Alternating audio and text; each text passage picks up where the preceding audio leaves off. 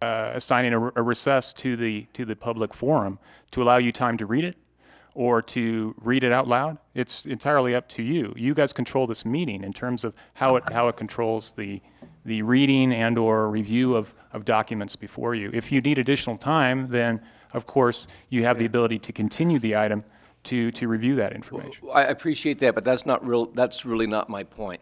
My point is less not having sufficient time to analyze the information or make.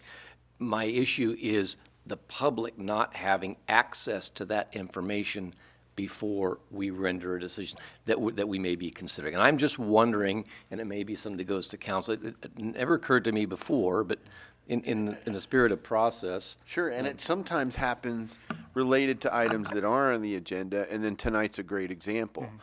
This is something that anybody who's not a second-year law student might want to read this. And it has to be, so there's another category of information. Okay, so we'll think about this one. Thank you, Mr. Smith. It's always nice to hear from people who care.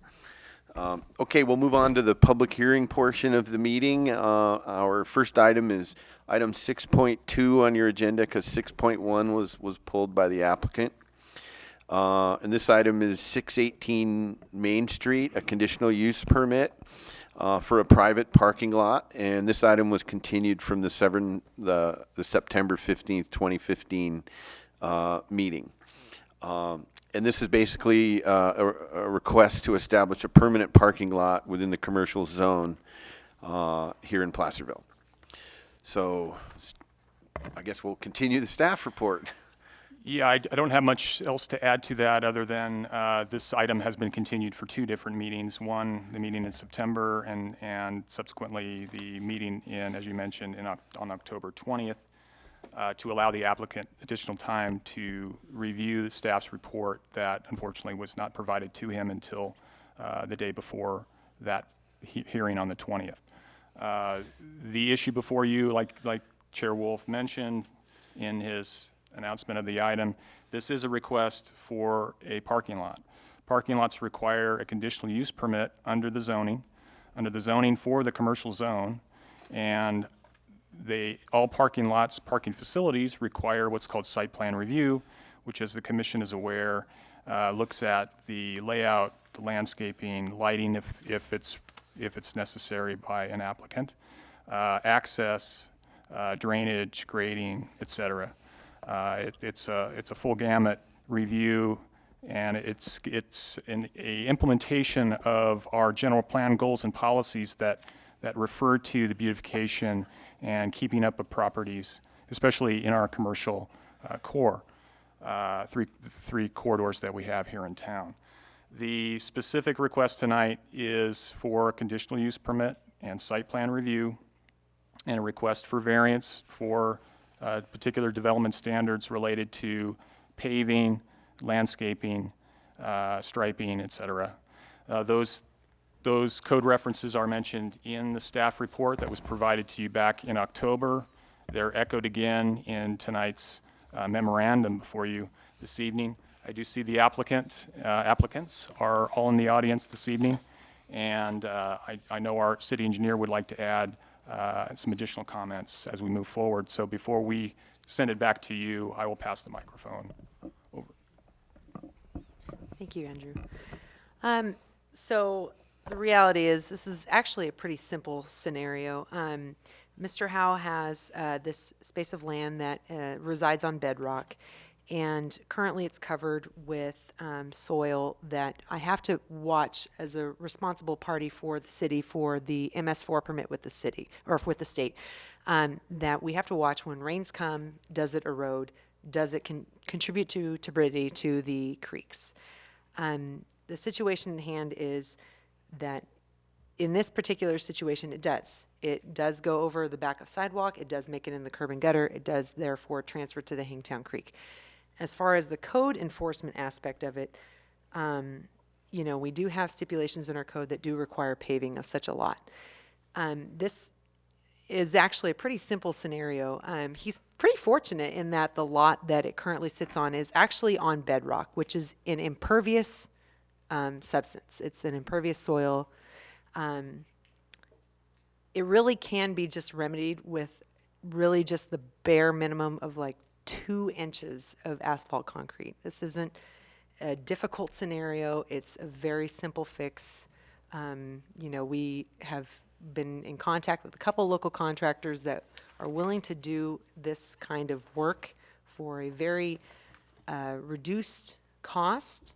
And so, you know, obviously we always want to partner with our property owners. We always want to partner with our applicants, and we certainly don't seek out to harm anybody in these code enforcement actions. But we do have to treat everybody equally.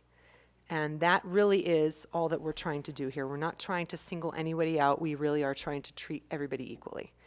In this situation, I feel that there is a very simple solution that can be attained with this scenario, that a simple minor amount of paving can remedy the situation and still allow us as a municipality to protect and uphold our requirements and our responsibility to the state enforced permit. You know, this is a simple situation of please don't shoot the messenger. We're just trying to do what's right by not only our requirements set forth in the state, but really by our requirements also in enforcement of the code. So you know, staff is willing to work with Mr. Howe to find a situation or a solution that is amicable to him in this and still appeases that aspect of it. So I'm trying to simplify it a little bit, but if you have any questions, I'm happy to answer. I'm also happy to answer any questions that Mr. Howe may have. You know, we certainly want to work with you to make this as easy and as painless as possible for you as well. So with that, if you have any questions, I'm happy to answer them. All right, thank you. Maybe a round of questions for staff first, and then we'll listen to the applicant.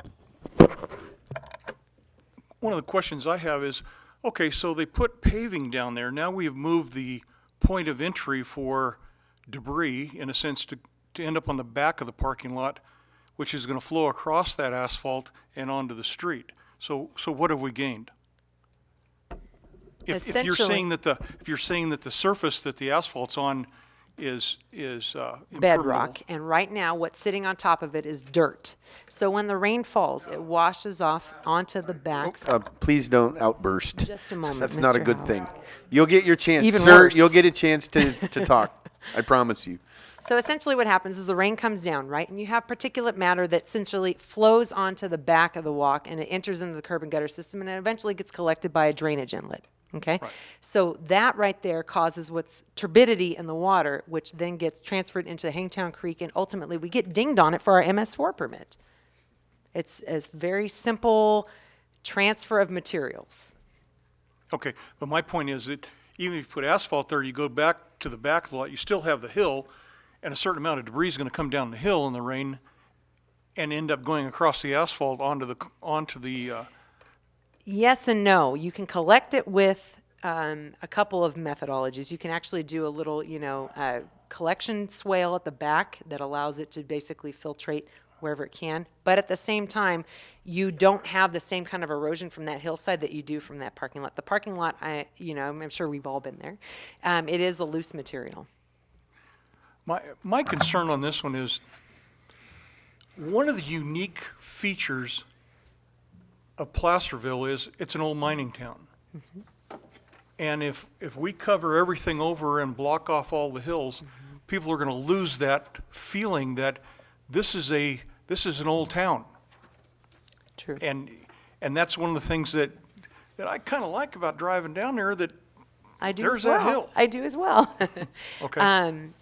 No, I know what you're saying. And in a perfect world, this scenario would be to just pave the lot with a pervious asphalt. Unfortunately, the reality of the mechanics of a pervious asphalt require about 18 inches of excavation, and then you have to have what's called reservoir aggregate, which is a uniform graded rock. Right? And then it filters down. And then what doesn't filter down below the reservoir aggregate gets collected in a subdrain system and then gets funneled over to the city collection system. prior to being that, as it filters down, it does get cleaned, which is great. Right. But the situation that is at that particular site is that it is bedrock. It is not a pervious surface. Right, okay. And that's the problem. And I don't want to impose a pervious surface on him, because then he'd have to excavate 18 more inches, and he doesn't need to do that. It's so simple to just, you're basically buttoning down the hatches on that parking lot, to simplify the description of it. Okay, thank you. I'll yield to Mr. Roby. I just wanted to make sure I was understanding that the treatment of the parking lot is to basically prevent any additional erosion from the parking lot itself, and has nothing to do with erosion or materials coming off the backside. Is that correct? So we're just Yes, making sir. sure, okay. Yes, sir. That was part of my question. So your your assessment is that the vast majority of the erosion is from the lot itself and not from the back hill. I got a little bit lost on the covering that you're suggesting as a fix. It's a penetrable asphalt? Impenetrable. It's impervious asphalt Impervious. concrete, also known as hot mix asphalt, HMA, that is typically used pretty much everywhere through. What was the other type that you were describing, which That required is a much deeper pervious excavation? asphalt, which That's is open graded pervious. asphalt. We is have the had technical some name of it. information on that in our packet. Correct. Yeah, okay. Yeah. But we're not proposing that. for this No, particular- no, I don't okay. want him to have to go through the heartache of Sure. having to do the extra excavation. It's very costly. Right. This is not the right application for that. It's a great product, but this is not the right application for it. So if I go back to the report Mm-hmm. from our last meeting, I couldn't seem to find the applicant's submittal, but staff, I think, summarized it well. It says, "A site condition of a solid rock substrate beneath the private parking lot area was cited as impractical and not economically feasible reasons for the applicants not proposing to surface the parking lot with asphalt." You're suggesting here this evening that that's really not true. You have talked to a couple of contractors who've looked at this and said, no, you can do it, it's not a problem. I just want to make sure I'm Correct. understanding. You are correct. That is Okay. not, that was not staff's opinion. Okay, thank you. And I have a question too. So I think I understand it, but you're basically proposing that that we deny the variance so that they do have to provide the impervious surface, but it's relatively simple to do with just a couple of inches topping slab of asphalt. Correct. And then to support that, we actually have some local contractors doing work in the area. On my own time, I did talk to them. I did direct them to go and speak with Mr. Howe, which I don't know if they've done so yet, but I know that they intend to assist in finding an amicable pricing and, something that would be favorable to him. We certainly don't want to be obtuse in assisting him with this effort, but we have to uphold the code. That is our responsibility. All right, thank you. Quickly, sir? Yeah, I forgot. So, 12 years ago to the day, November 3rd, 2003, Mr. Calfee wrote a memo to Mr. Driscoll. That was actually handed to us at the 11th hour, 59 minutes at our last meeting. We heard this, which I thought was kind of curious that this came way at the end. And it kind of relates back to item 5.2, frankly. I guess my question is, whatever became of this internally? 12 years is a long time for this to have been kind of floating around. And there's drawings in here that suggest closing one driveway and then opening up a new one-way escape and all that. And what happened with this? Well, I know. I get from a practical standpoint, I think not much happened with that. But internally, what happened with this? Nothing happened with that Okay. internally. Yeah, then the date is November 3rd, 2003. Okay, all right. Thank you. In the spirit of this is a public hearing, I think we should hear. So I'd like to open this up for the applicant or any agents to Before you do, I'd Talk like to to us. make one comment to the city engineer. I might be permitted. Okay, I don't so much have a question for her. all right. Just a comment. And it may be just because my daddy and granddaddy were engineers, but I found the city engineer's explication of this situation to be as clear as the sky of deepest azure. Thank you. Thank you. Very good. Sir, could you state your name and where you live, sir? Thank you. And I own the property. Thank you for pushing the button. I don't know who Lynn has talked to, but I've talked to two of the biggest general engineering contractors in the county, and they think paving it is the worst thing in the world you could do. Yesterday, we had 1 3/4 inch of rain. There was absolutely no gravel on the sidewalk. It all ran out and down the gutter where it's supposed to go. It is a private parking lot, excuse me, private parking lot for my delivery vehicles. It is not a public parking lot. The house that sat there that was built in 1905 was condemned. We tore it down and filled in. There's part of the back of the lot was a sump area, okay, to pump the water back out when the basement filled, which was not even a usable basement. It was just there for flood control. The rest of it, she's correct, is rock. There's no dirt there. And the wall is solid rock on the back, natural landscaping. I was not aware of what Mike brought up. I never saw the memo from John Driscoll, other than I got a phone call from him thanking me for leaving the bank unscathed and making it look natural like a mining town, as one of you put. I kind of lost for words here right now, but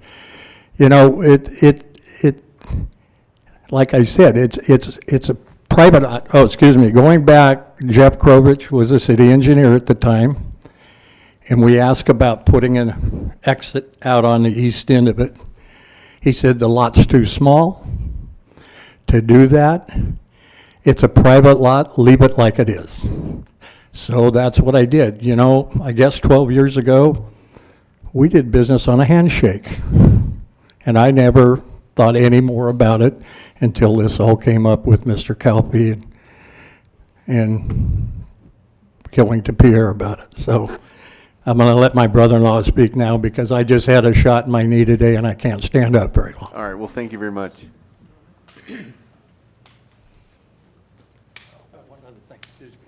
Please. Excuse me, I forgot one thing. I believe that the state is now asking municipalities not to pave lots so the water goes back in the ground. Am I correct? Thank you. Thank you. Kirk Smith, I think Mr. Howe is extraordinarily generous. To understand the factual background for this, you need to look back at this dais in October of last year, the very last session of the city council before there was an election. And Steve Calfe got up to this place during open comment period and talked about two individuals. Imagine, out of all the enforcement proceedings that could have been conceived of in this municipality, he talks about just two. One happens to be about Wilbur Howe, who was well known for spearheading and being a major backer in the effort to save the Cedar Ravine intersection and to oppose the roundabout, and who happened to have been a major backer of the efforts to pass Measure K. And the other person he happened to talk about was Kirk Smith. Imagine, and accused us both of illegal activity. What does this have to do with the item before us is what I would ask. You can't put your heads in the sand like ostriches and think that it has to do with what's just been presented to you. Well, we haven't taken any action yet. I kind of I know, because you're having a hearing, and what I'm presenting is related to the hearing. Yeah, well, our heads Ask- aren't in the sand, Kirk. Beg your pardon? Our heads aren't in the sand. We're sitting here listening. I just, to be nice, if you think, I respect the engineering skills of our very distinguished engineer, but if you think that administrative proceedings in this community are handled equitably and fairly, then look down at the Caro's restaurant's been closed for many months. It's an abandoned sign. Do you see that being enforced? No. When people came after us for our sign, did you see anybody do anything about Dennis Thomas' sign that had been abandoned for a long time? No. So the idea that is underlying it all, you need, I urge you to look at the underlying presentation by Steve Calfee. It's payback time is what it is. It was despicable to have somebody in public office, albeit a contract employee, being used in that kind of way at the very end of a campaign, the last presentation for an election. And if you think, just as Mr. Lentz said, that hillside is Mariposa Slate, which is where our ancestors found gold. And it's opposite on the other side of the freeway. You'll see the same structure. I don't see anybody concerned about putting pavement right up to it or stopping water flow down that hill. There's a number of other places just like it. It's no coincidence that they just happened to come up with this and present it to him after John Driscoll gives him the handshake and tells him it's great many years ago when the building that was there before was taken down, and now comes up just after an election. It's payback time. That's when it was presented to him. Steve Calfee comes in here and makes his presentation, and then it's followed up with Pierre Revis putting it on. That's what it's there for. That's your underlying factual predicate. And that's why it's very troublesome. And when you talk about due process, you've already had someone present something the day after, day before, whatever. I think my 3 minutes is up. And that's why I couldn't present to you the proceedings of Steve Calfee. They go on for about 4 minutes. Thank you. Thank you. Anyone else on the item?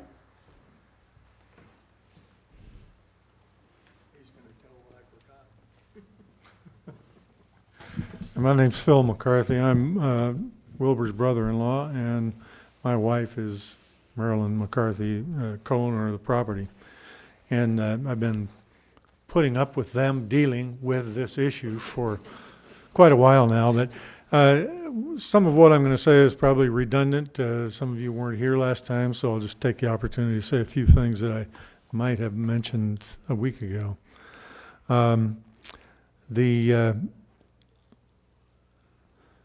This property that we're talking about is a single ownership. It is owned together with the adjoining property by the two of them. This serves as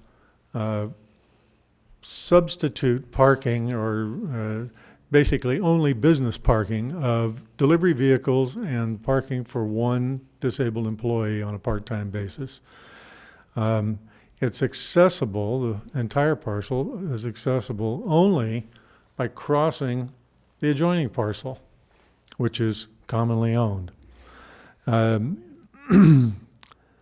The parcel has been used to park those few vehicles on a temporary basis for now 13 years, since 2002, since the house was demolished. It has been essentially unchanged. Gravel surface over this impermeable rock substrate. And there's no apparent, even though somebody must have measured some dangerous runoff into Hangtown Creek. In the years that I've been familiar with that property, I'm not aware of any sloughing other than some gravel being kicked up onto the sidewalk from time to time. Now, when I look at the zoning ordinance, clearly this is a conditional use that must be granted. And while the code does not differentiate between types of parking, it seems clearly to be aimed at general public parking and or customer parking, neither of which have been a feature of this property, nor are they contemplated in an ongoing scenario. The request for variance is merely to relieve us of what seems to us to be an onerous expense notwithstanding the fact that you can get paving done really, really cheap, which is awesome, and I wonder how you did that. And it certainly suggests, what you said just suggests that that's all that needs to be done there. But when presented with what we need to submit plans for, it's a landscaping plan, an irrigation plan, a lighting plan, et cetera. Can I remind you, sir, that you're addressing the planning commission, not the staff? Sorry, They're here to provide support. I got carried away.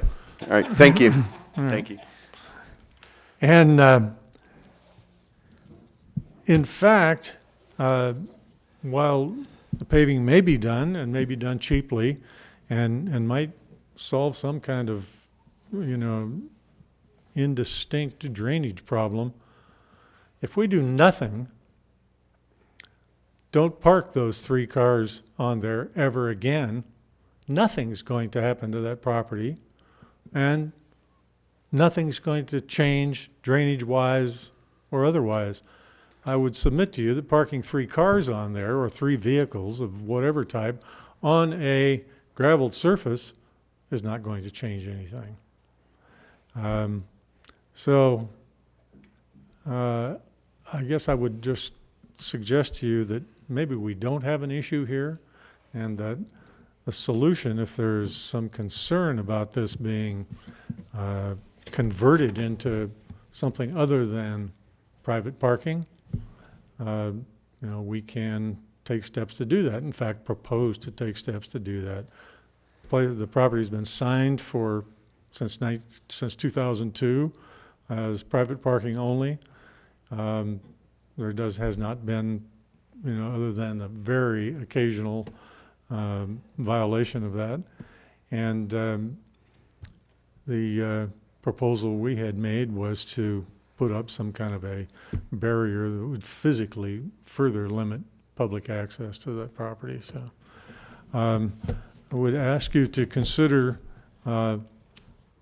removing this as a separate agenda item and approving the conditional use with the minor changes that we suggest making in the property. And or seek some other lesser kind of amendments to the site that might address if there's serious concerns with drainage, which I can't imagine what they would be, or physical appearance somehow. We'd be glad to consider any of those. Thank you. All right, thank you. Anybody else on behalf of the project? Okay, we'll close the public hearing, and we'll, oh, you got somebody else. You didn't stand up very quickly. I'm just speaking for myself, not for the applicant. If runoff from the site is an issue, it would seem to me that just a simple 6-inch concrete curb behind the sidewalk to trap the water on site until it drains back down into the ground. I went out there during that last downpour and watched it, and most of it is going back right into the ground through the gravel. So if that's the issue, and it just seems odd that all over the country there's raw land with water running across it during the rain into the creeks like it has since the beginning of time. So the issue of turbidity or runoff into the creek, and that's where we get fined. I mean, that's how the system works. So that would seem like a cheap, simple solution. It's just a little barrier, trap the water on site, let it percolate back into the ground. In fact, the old basement, he told me, was filled with rock. So there is a on-site detention basin allowing it to slowly drain back into the ground. So just an option to consider.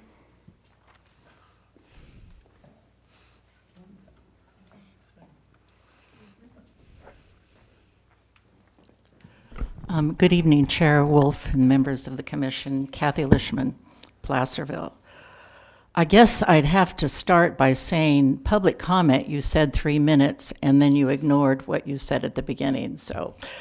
And then also, I think that you'd have to ask Mr. Driscoll, who was the city manager and the city attorney at the time, as to why he chose to ignore the violation. somebody can say, well, he said this or he said that, or Krovitz said this, and everything was fine, but clearly there was a violation when it turned into a parking lot. A private lot in a commercial area still has standards. And tonight, as I drove down Main Street to come to the meeting, I saw cars parked on the lot tonight. Improvements have been made in that area. Excuse me. Improvements have been made in that area, and other people have had to live with the standards that were in enforcement at the time. The Planning Commission is entrusted with the responsibility of making sure the city's land use codes, policies, and goals are properly applied and enforced for the sake of the community. I believe that city codes need to be enforced and the general plan needs to be implemented. I always say that. And it needs to be enforced equally. You can't just pick and choose who you apply the rules to. Here we have an illegal parking lot and an illegal sign, and it's time to do something about it and bring it up to code. It is in a commercial district. Even though it's private, you would be setting a precedence, and I don't think that that's a good idea for the Planning Commission to be doing. Other properties would ask for other precedences based on this. There are standards that need to be applied. Even if the time has gone by, the standards need to be applied today. Thank you. This one really will be 3 minutes. No more Mr. Nice Guy. Yeah. So please make it quick. This is like the Republican debates. It may be 3 minutes. Well, it will be 3 minutes. In terms of applying the standards equally, I would just point to numerous locations, and I could be specific as to address, but on Main Street with gravel parking lots that are not, quote, private, but actually public parking lots that are gravel surfaced, and no further improvements are being enforced upon those properties. The singling out of this property, I would point to as being unique. And at a minimum, there's inconsistent enforcement of the zoning codes. Okay, anybody else? All right, we'll close the public hearing portion on this item and bring it back to the commission for discussion and possible action. Anybody want to go first? I will. It's interesting that, you know, I haven't been on the Planning Commission as long as some of my colleagues up here, but it's one of the things that I've learned in several years of doing this is just this whole notion of, you know, the Planning Commission's responsibility to serve everyone at the same time, which is really, you know, sometimes it's without overinflating it, it's a solemn ass, you know, kind of thing. You have to be Solomon to sort some of this stuff out. And I've seen this happen before where someone thinks they're being singled out. And of course you do think you're being singled out because people are only talking to you and about you. And in this case, in the planning, city governance world, you know, about zoning regulations and, you know, and we usually have a habit of a tendency to run around and we can see all the exceptions that make you want to think, oh, well, I should be able to do what I can do because I can see this and I can see that and I can see this and I can see that. That doesn't necessarily mean they're all right. People have probably driven past this property for years and years and thought, oh, yeah, you're allowed to do that. You can park there and it doesn't have to be paved or anything. But it is in a commercial zone, and Mrs. Listman is right in that in my view, that we do have a zoning ordinance, we have a general plan, and there are rules. They're not perfect. They don't fit for everything. But this is where the conundrum is. It's like, how do you address some very strongly felt ideas and notions about the project for the applicant and then also address all the people that aren't in the room that have either done projects that don't kind of follow all the rules, but they've just kind of slid by over time, or how do you set or not set precedents that just opens the door for anything? It feels like you're getting singled out, but not really, because we all live in this community together, and through our elected officials, whether we like them or not, or whether we agree with everything they do and how they do it and when they did it and who said what to whom, it's the patchwork that we have to work within. So I think this will be interesting discussion here as we continue.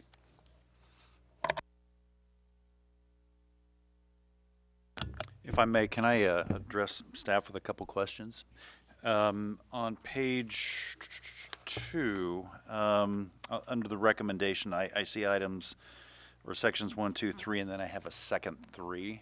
I'd like to address the first 3, 3B. It says the recommendation granting of this permit will not be injurious to surrounding property in that proposed landscape improvements.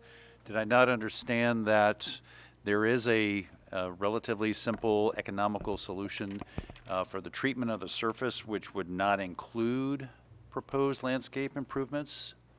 That is correct. Okay. And then maybe I have an earlier addition, but on the second, section 3, right below that, it says make the finding as follows for site plan review. Site plan 2015-05 as condition will accomplish a desirable transition within Main Street and the parking lot through the addition of paving and landscape planting. Again, our quote-unquote simple economical solution would not include landscaping. Is that correct? Okay. Thank you.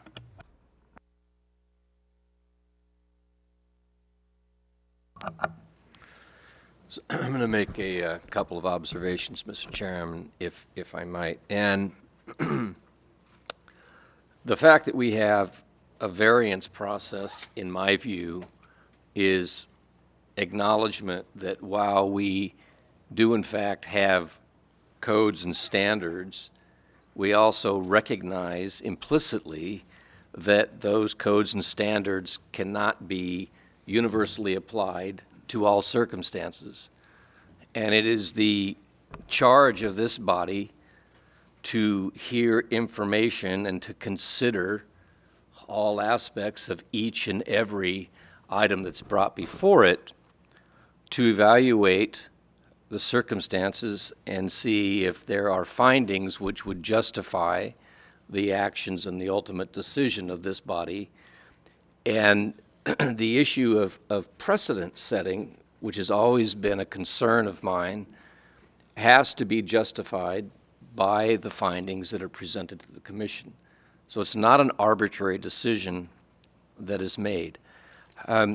This particular site and this request and everything that goes along with it, the more I've thought about it, the more I've reviewed it, has struck me as being quite interesting. In the staff report on page 1, it states under analysis, and I appreciate the staff's analysis because in this it's been thorough, as it almost always is. Parking lots or parking facilities, parking facility uses for private purposes under these zoning ordinance sections are not differentiated from parking facilities required for on-site uses under section 10-4-4 of the zoning ordinance. Okay, that's a straightforward statement. But I would submit, frankly, that this lot and its configuration and its size and how it is in fact being used would support the fact that it should be considered differently, that it should be differentiated. I believe that the zoning ordinances with regards to parking lots, parking structures, and parking facilities contemplated public use and did not contemplate the circumstance that we have here. The statement was made that if no cars were ever parked on it, then this would not be an issue. It would just be a vacant lot here in the city and no treatments would be required, and there you go. And so the fact that it's being used privately by the people that own it to put vehicles on somehow magically subjects it to the ordinances. Okay, it's subject to the ordinances, but we have the opportunity to convey a variance to this. And we need to consider whether or not that's warranted. Frankly, I'm even wondering if it was a mistake to come forth with a request for a variance from development standards as opposed to come forth with a request for variance from the zoning requirements to begin with at a higher level and say this should not be considered a parking facility, parking structure, or parking lot. It should be, in fact, differentiated. I don't know if that's an option. They could withdraw this application and come back at that level. Having said that, it was refreshing to me to hear the suggestion that a simple raised curb to catch the water in the lot would, in fact, go a long way towards preventing any of the runoff across the sidewalk. I thought I saw runoff across the sidewalk this morning as I drove by it as a result of the rain. I kind of disagree with the observation that nothing ever runs across the sidewalk, and I do accept the city's assertion that they are obligated by the state to keep the turbidity of Hangtown Creek and other waterways to below a certain level. I can understand that, and I can see how this contributes, although at the same time, there are a lot of other properties, I think, that are also contributing to that and that we're not dealing with because we respond on a complaint basis. We've had that conversation within the last couple of meetings that we actually do things based on complaint. That's fine. It's the way it is, and so that's how we deal with it. So I'm not convinced that a simple raised curb and maybe even just some additional gravel would not accomplish the requirement. I think it's completely unnecessary to require landscaping and lighting and anything else for this tiny little lot. And frankly, I think this tiny little lot should be exempt and should be given a variance. And my requirement for the variance would be to put up some kind of a little bit of curbing to prevent the runoff and be done with it. I think that changing the driveway, I know that no one is really suggesting that at this point. That's a very different scenario. That's being used by the public. If you change the driveway, close the one, as I saw in Mr. Calfee's memo, well, now you've fundamentally changed that lot from how it's being used now to how it would be used, because now it would be used by members of the public like me when I go and get stuff. And I don't think that's the intent here. So I'm in a conundrum as to whether or not we should simply deny this and suggest to the applicant they come back with a request for a variance from the zoning requirements. I am hesitant with that because I don't know if that's an option, and I wouldn't want them to be stuck because of my ignorance as to whether or not that might be something we ask staff if that's a path. If that's not a path, then my inclination at this point would be to grant a variance and then put in the requirements that I've kind of alluded to in terms of just the gutter and some gravel and be done with it. Because I just don't think that the use and the history and the configuration of this parcel warrants anything beyond that. That's where I'm at right now. All right, so I'll ask the staff the question. So instead of requesting a variance from development standards, which is what they've done, instead they come to the city and say, we request a variance from the zoning requirements that puts our little lot and how it's being used in the same as a parking structure at Marshall or the Rayleigh's parking lot or any other parking lot that the zoning talks about. We want a variance that differentiates us because of how we're using it, the history, the configuration, so on and so forth. Is that a pathway for them? Commissioner Friend, I just want to sort of paraphrase back to you to make sure I understand your question correctly. Sure. It sounds as though what you're asking staff is, does the conditional use permit and the site plan review apply to a private lot? Therefore, the applicant is coming in for a variance for the use. Well, that would constitute a use variance, and that is prohibited. Right, okay. So, no, actually, my question is, rather than pursue a variance on the use aspect. I'm saying, is there a pathway for them to pursue a variance that would in fact differentiate this little private lot because of how it's being used, its size, and the history, whatever factors and findings we would make, that because of that, it is in fact not the same parking lot as the zoning typically contemplates. Because the zoning is designed to say, hey, if you have a parking lot or a parking structure, here are the design standards. Okay, so we can all agree with that. We have this little tiny piece of dirt over here that happens to have some vehicles parked on it for use of the people that work at the store. Okay, and as a point was made, we could not park there, and then you just have this piece of dirt there. Okay, so instead of coming in at the level they've come in as a variance for development standards, could they not come in at a higher level, the way I'm looking at it, my hierarchy, a higher level variance from the actual zoning that says this is a parking lot like all other parking facilities, parking structures? That's my question. Could they go that route? Yeah, the answer to your question is no. There is no such thing. Basically, the tool that we're looking at to relieve the applicant of development standards in the code is the variance procedure, where you make findings of special circumstances. Okay. What is unique about this property as opposed to other properties in similar zone, in the commercial zone, so that he's not being treated unfairly. Could be the shape of the lot, a whole myriad of different things. Okay. That's at the discretion of the commission to determine. Staff made recommended findings based on our analysis of the application, but you are certainly welcome, based on the testimony you've heard tonight at the previous meeting, to come up with your own.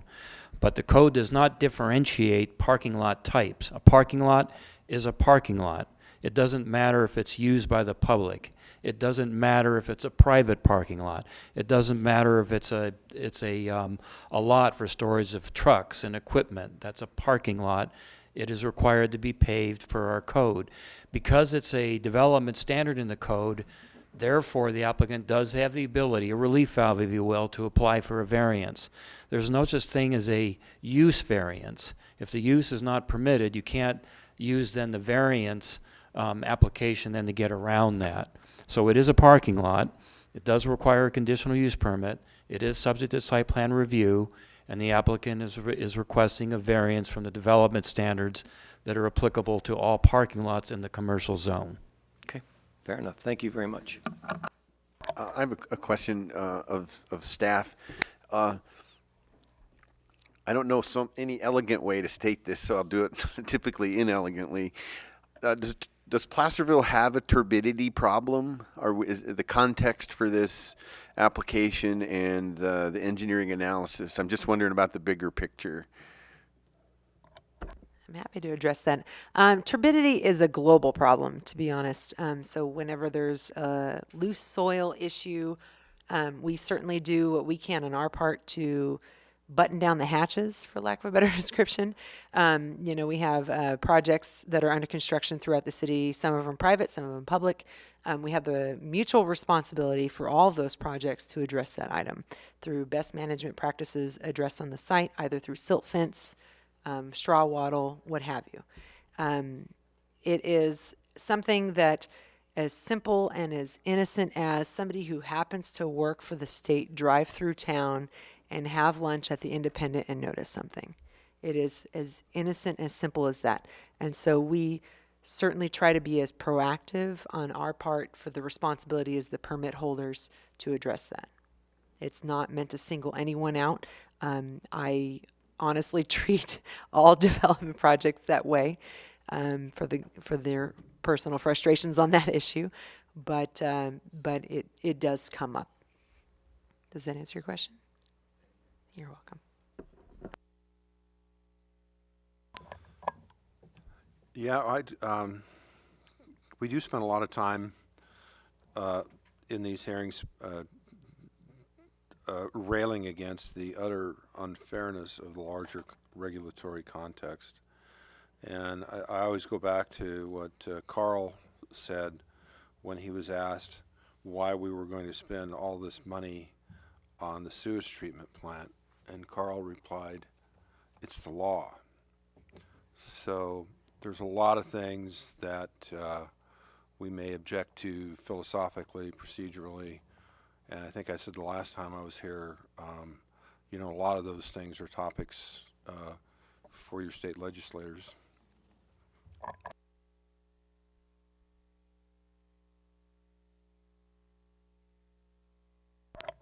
Yeah, I'm in the situation too where it's you know, it's interesting when you have to kind of pick the ground you're going to fight on, no pun intended, at all. But you know, we do have to, you know, in light of the comments of my colleagues here, it is interesting how when you find yourself under this larger umbrella and it comes down to, well, it's just a little lot on our little street that we all love in our little town. But then there's this bigger picture out there that's part of it. But having said that, I'm inclined to agree with Commissioner Friend that there is a process in place for granting variances, and I just suggest to my colleagues here that maybe this is one where, yeah, I think this can be, you can make this case either way. So then, you know, in terms of granting it or not granting it, in terms of further review, and everything we do gets reviewed by others, that's a fact of life also. But I think we could make a case pretty easily in either direction on this one. But I'm inclined to want to kind of first defend the process that we do have in place for variances. Although as an applicant, or an agent for applicants many times myself, one time out of like 10 did we ever get the variance. But, you know, because you always think you're the unique one. That's part of the conundrum here. But perhaps this could be one of those cases, because it's going out on a limb. It's not that big a deal, you know, in regard to, with all due respect to the engineer in terms of the process and, you know, or the effect, because I think Mr. Drobish said it tonight, and the applicant did too. Well, if we just did nothing, it doesn't get any better.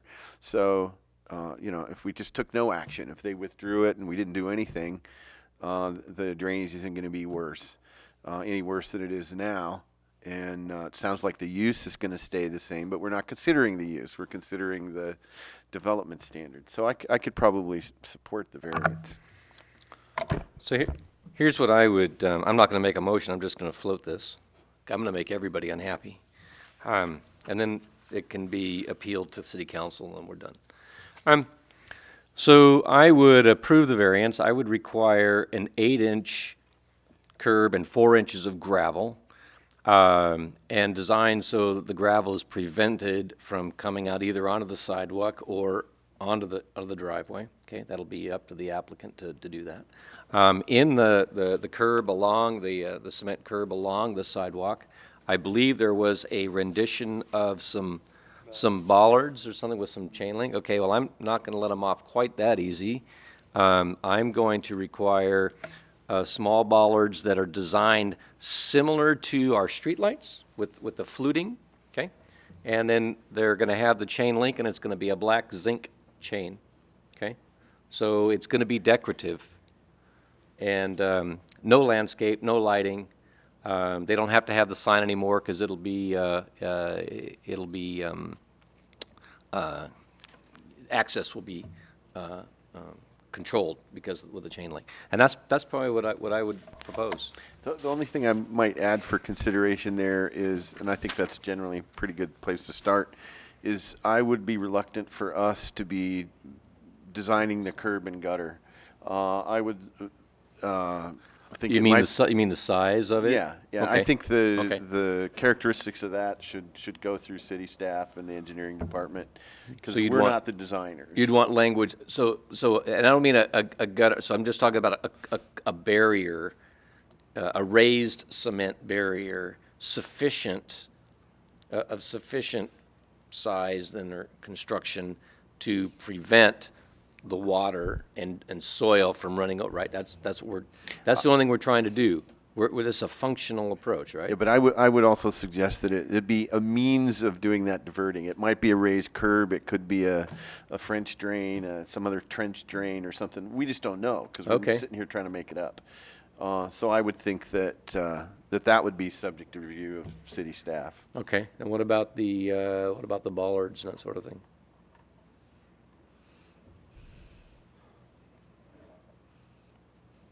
Anybody else?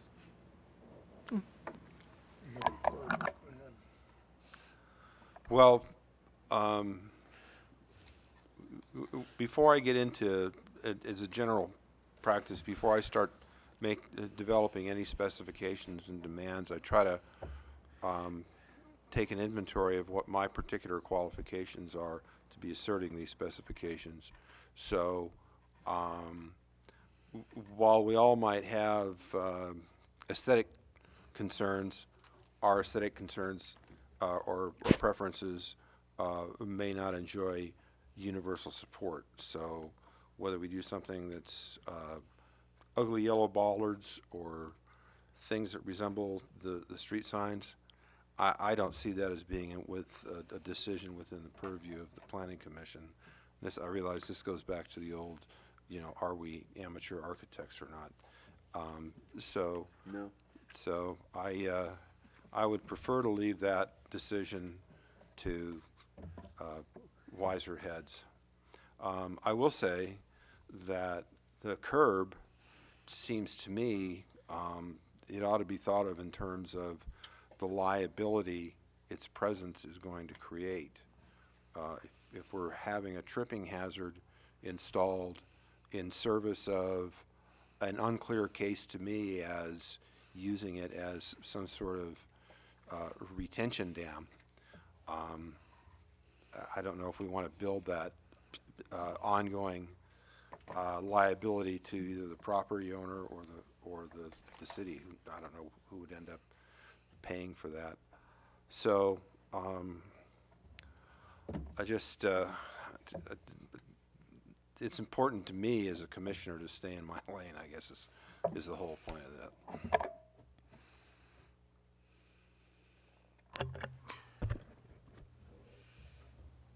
This past week, there was a article in the news about in Fresno, they are asking the farmers to flood their fields to rebuild the groundwater. And we're asking somebody to put asphalt over the top of a location to keep water from going in.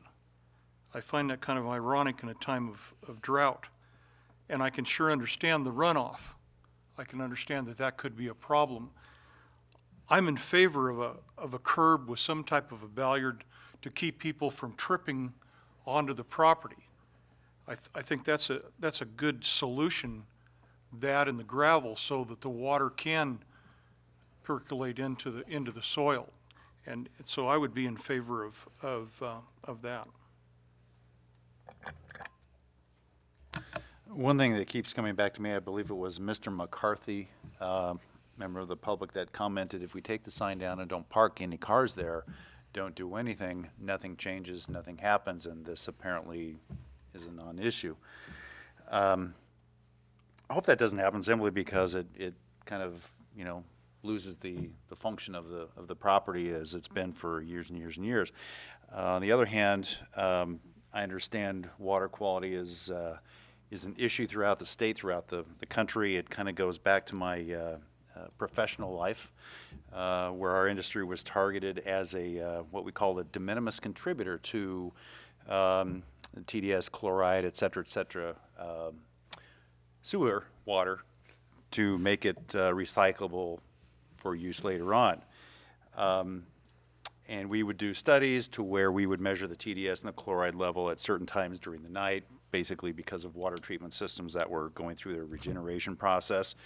And years and years and years later, we were never pinpointed as a significant contributor, but the legislation went through, and as a lot of you know, there are certain restrictions and bans in the state as far as water treatment equipment goes. And I was just thinking to myself, what would the potential contribution of the silt to sediment,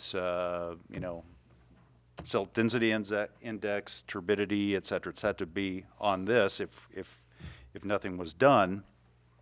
And I don't have that question. I don't have that answer to that question. So I'm still kind of toying and torn by the issue. I hear certain argument, I'm fairly easily persuaded by intelligent arguments, which we've heard, many tonight. I'm torn by one argument as far as the use. I'm torn by another argument as far as, regulations, and being absolutely the rookie on the commission here. I'm trying to weigh these, and it's like weighing a pound of feathers versus a pound of lead. You always say, oh, the pound of lead weighs more. No, it's a pound. It's equal. So I'm torn. The second thing I hearken back to is staff's comment about a kind of a fairly simple solution to that problem as far as the treatment of the surface. So I'm torn, and I'm just gonna kind of keep my ears open and see what next intelligent argument comes up. Thank you. I have a question for staff. If this ends up with a raised curb as part of the solution, are we running into encroachment permit problems for this lot? Because right now there's one way in. I don't see any encroachment issues unless, of course, the improvements are encroaching into a public right-of-way. And I believe this curb would be wholly within the I'm just private thinking about property. where they might put the curb cuts. Wouldn't that kick in an encroachment requirement? Yeah, I don't know anything about curb cuts. I thought it was just to steer the water, keep it, retain the gravel, on the property. There's no They don't there's have to no put in request to get a put in permit another to put in the driveway. driveway to make the connection to the public right of way. Yeah, we don't have any proposal to put in another driveway, other than the CalFE drawing that Commissioner Friend mentioned earlier. There's nothing from staff that's recommending another curb cut. But we didn't have a curb before, is what I'm struggling with. Well, If at a this minimum, ends up with a curb typically, when you have a solution- parking lot that adjoins a public right-of-way like a sidewalk, you've got wheel stops at a minimum. Right. We don't even have that. Doesn't apply in this case. Okay. Mr. Chairman, I'll go ahead and make a motion. Thank you. I'm going to move that we approve the request by the Howe Family Trust for a conditional use permit 2015-03 site plan review, 2015-05, and variance 2015-03. And the findings are as follows. On page 2 of the staff report, beginning with Roman numeral 3, findings for the CUP accepting Roman numeral 3A, Roman numeral 3B, and Roman numeral 3C.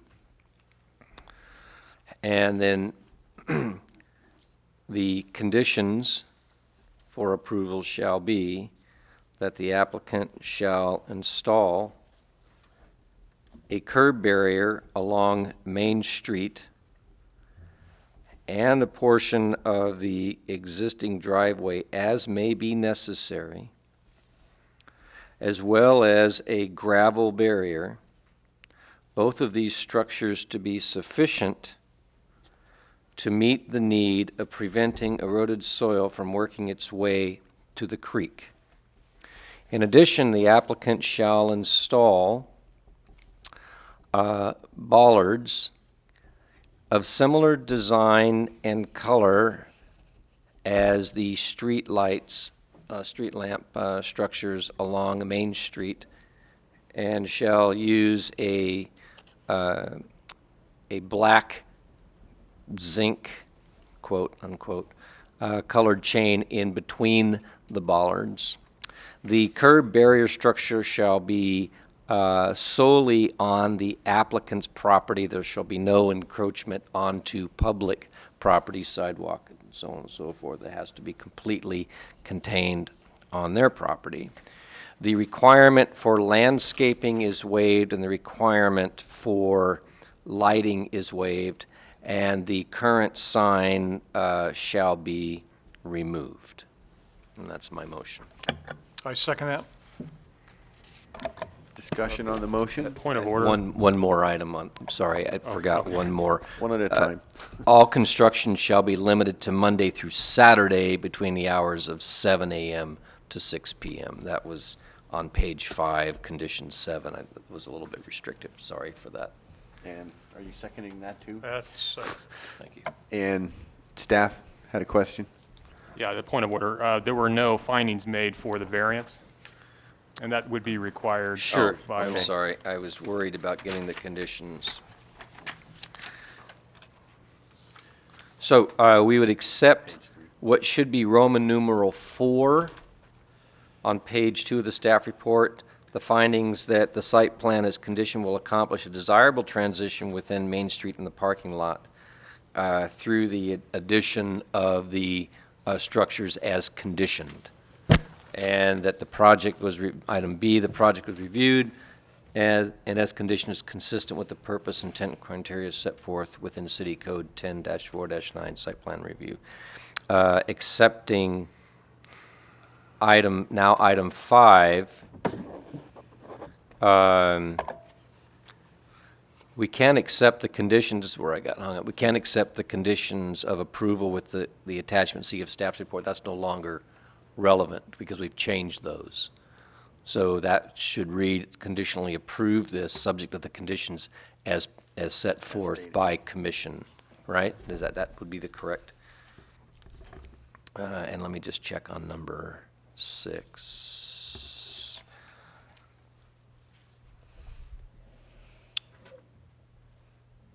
Hold on, I don't, okay,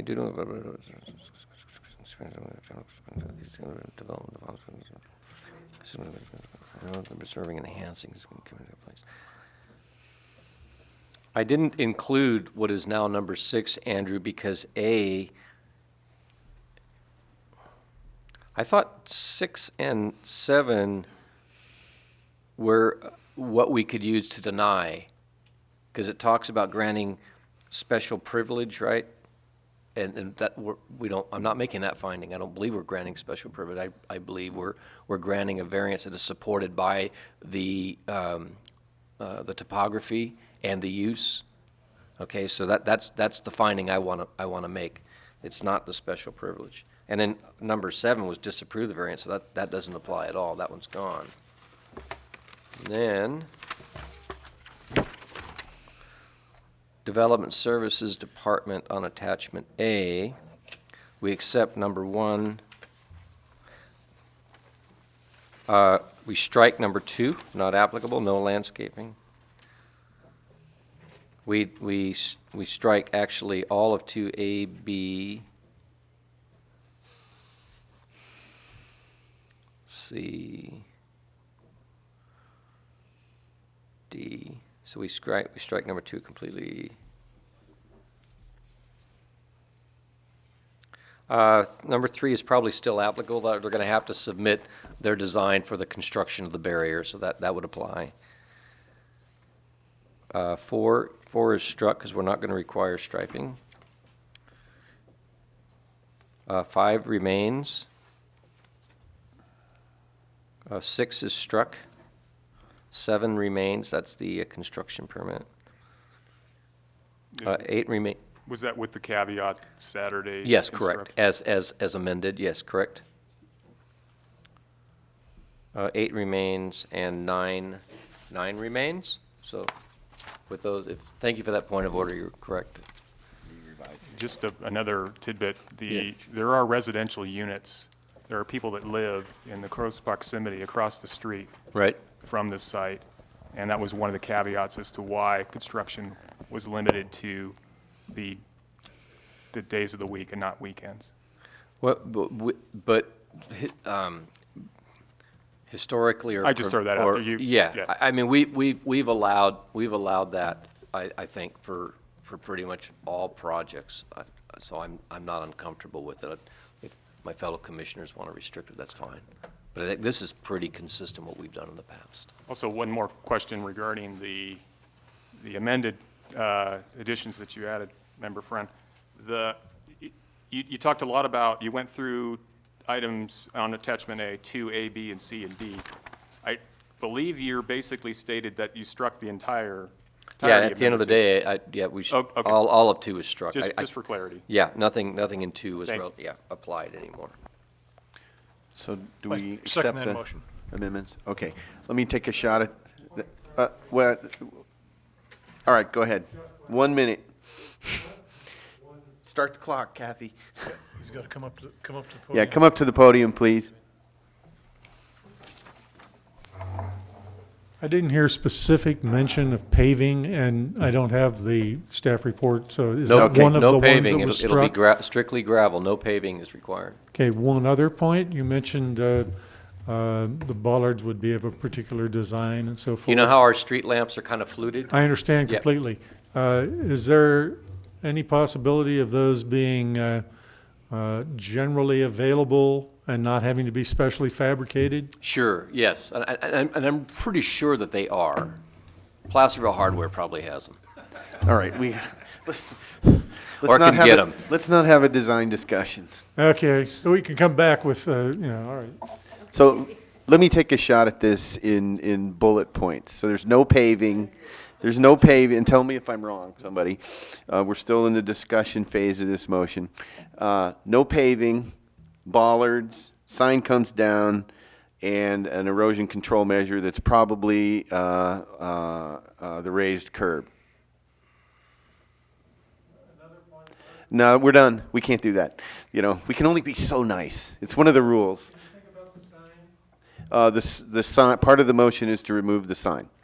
Is there any discussion from the commission on that? You wouldn't, I can't see why you would need the sign well, if you now have the bollards up and the chain link. That I think is gonna be sufficient. If they feel they need a sign, they're gonna have to come back for a sign package. Right. So I know you have emotions, but it's not a debate at this point. Thank you. Thank you for recognizing that. Any other discussion? What is the treatment of the surface again? Gravel. Strictly gravel.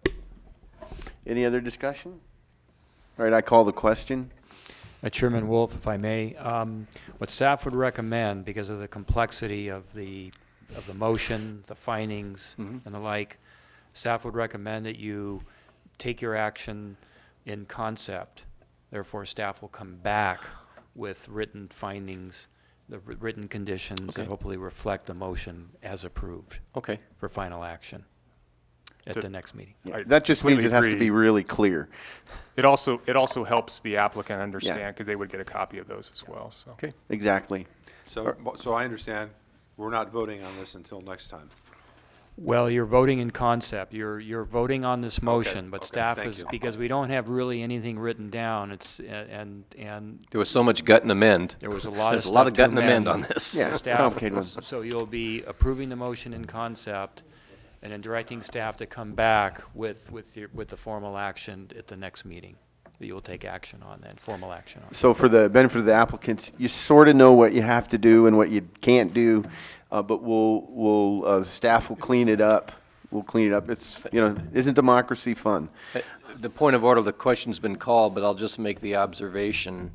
This will give you the opportunity to see if those bollards are relatively available. And if not, that could be something we would have to reconsider. We could probably do that. Okay, we're calling the question. Let's take a roll call vote, please. Member Friend. Aye. Vice Chair List. Aye. Member Lowry. Nay. Member Roby. Aye. Chair Wolf. Aye. Thank you. And I would add that it's always interesting when we have this public trust. The reason the Planning Commission here is one reason, and that's in my view, and that's to assist the City Council in administering the zoning ordinance. We always get lots of other things kind of heaped in on it, but that's what we do, and sometimes that's a messy process. But thank you for your patience and. Can I beg the No, chair's indulgence? I'm going to get in so much trouble for letting you guys talk. Yeah. Okay, thank you. Thank you for sharing. I'd like to take a short break. Oh, okay. We're in recess. 5 minutes.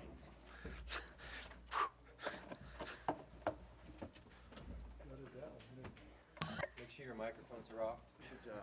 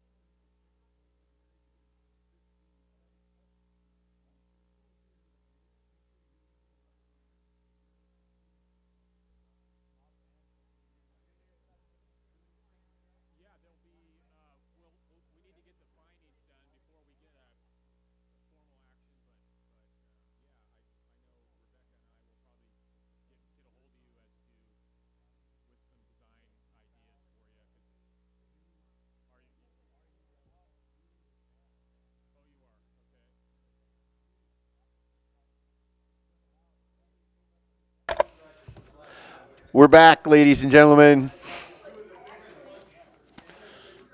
Shows how much pull I have. Yeah. Throw some, oh, that's on TV. You can't do that.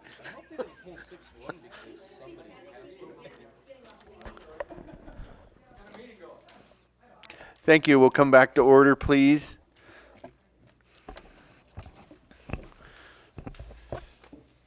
No, I got lost. Item 7. There we go. We're on to item 7. We're on to item 7, matters from commissioners and staff. Commissioners have any items? Yeah, I do. This is not necessarily on target for commission business. This is more of a...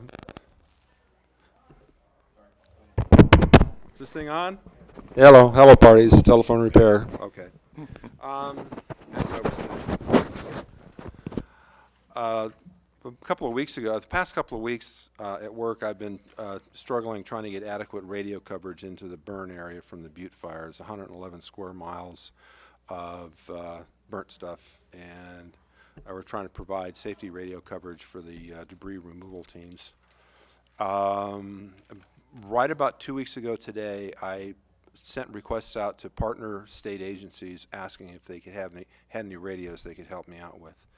The first response I got was from Mike Frem from EMSA. And so, Mike, thank you for being there to back our play.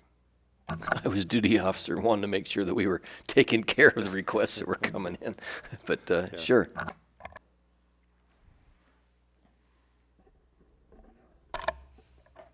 I just want to thank Pierre. After my inquiry regarding dead trees, you then did send the information out to us regarding the requirements for dead. I do appreciate that. It's been in the news more and more. A number of counties have declared, have issued proclamations of disaster, and I'm thinking that maybe some federal money. The governor, I think, is also going to do a proclamation. I'm just wondering if there might be monies available to the county and or the city for abatement on these trees, because it really is just a terrible situation. Yeah, staff is currently unaware of any monies available to provide assistance to individual property owners that have a large number of dead trees on their property, but we'll certainly keep our eyes open. I did hear something in the news about some declaration of an emergency, but I thought that was in maybe another state. I wasn't sure if that was California. But I know Fresno has for trees. sure, Mendocino has, and I know the governor, I think, is talking about, I don't know, George, if you heard anything about that, but I think the governor is getting ready to. And I would think the county is the level for application for funding. Exactly So right. I would hope that we're working with the county to be on top of that. The lesson from Fresno, who's asked for a presidential declaration, and Mendocino, I don't know what level deck they're asking for, but it's really incumbent upon the Board of Supervisors to draft a proclamation and move it up the chain. That's the only way it's going to be set in motion. Anything from staff? Yeah, a Share.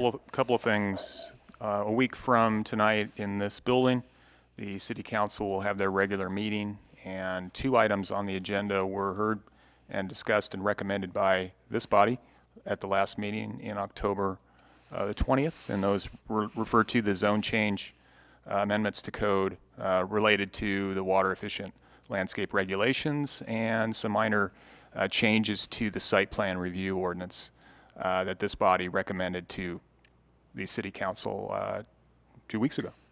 So that'll be heard a week from tonight. The second item is we will have an agenda and an item for your consideration, and that will be the development guide at your next meeting, which you all have copies or should have them. Nod if you do, everybody. Nod your heads. Thank you. Very good. So you've had some chance to look those over, and staff will entertain suggested changes to those. Obviously, we want to know if there's any typos and things like that. And we'd like the commission to offer recommendation to City Council for their adoption by resolution at a future meeting. So if you've got questions about the content individually, you can certainly contact me, and we can schedule some time to look that over. But I'll conclude with that. Thank you. I think we probably have a consensus that we should adjourn. We're adjourned. Thank you.